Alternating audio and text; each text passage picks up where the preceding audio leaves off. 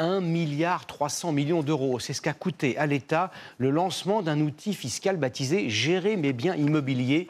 Il y a 2 ans, 24 millions de propriétaires avaient dû remplir un formulaire dont la finalité n'était absolument pas claire. Certains ont été imposés à tort. Il a fallu les rembourser.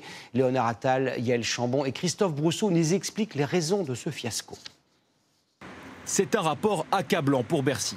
En 70 pages, la Cour des comptes étrie le nouveau dispositif de déclaration de biens immobiliers, censé pourtant simplifier les démarches. Une campagne chaotique, aux très lourdes conséquences financières. Au total, une facture de plus d'1 milliard d'euros pour l'État. En cause, le dysfonctionnement du fameux service Gérer mes biens, qui, souvenez-vous, en 2023, demandait aux propriétaires de détailler leur patrimoine immobilier. Erreur de déclaration, bug en série. Résultat, 1 million de contribuables ont été imposés à tort. Comme Jacqueline, rencontrée à Lille l'année dernière.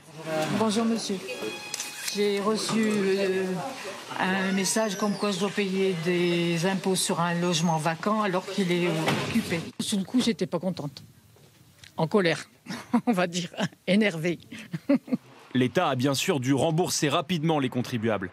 Sauf que chaque année, l'administration estime le montant de ces impôts locaux et le verse par avance aux collectivités locales. En parallèle, les avis d'imposition sont envoyés aux propriétaires de logements. Mais cette année-là, à cause des nombreux bugs, au final, beaucoup moins d'argent que prévu dans les caisses de l'État. Pour les maires, pas question de restituer les sommes perçues. Donc nous, ce que l'on dit aujourd'hui, c'est que l'État doit effectivement rembourser les contribuables et faire en sorte que cette erreur ne se reproduise pas l'année suivante, en tout cas sur l'année 2025, mais en aucun cas, ça sera aux communes d'absorber cette erreur. Le gouvernement reconnaît les défaillances de la nouvelle plateforme.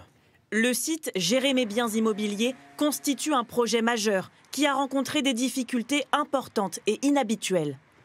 Bercy assure ce soir que les erreurs ont été corrigées et qu'elles seront bien moins nombreuses cette année.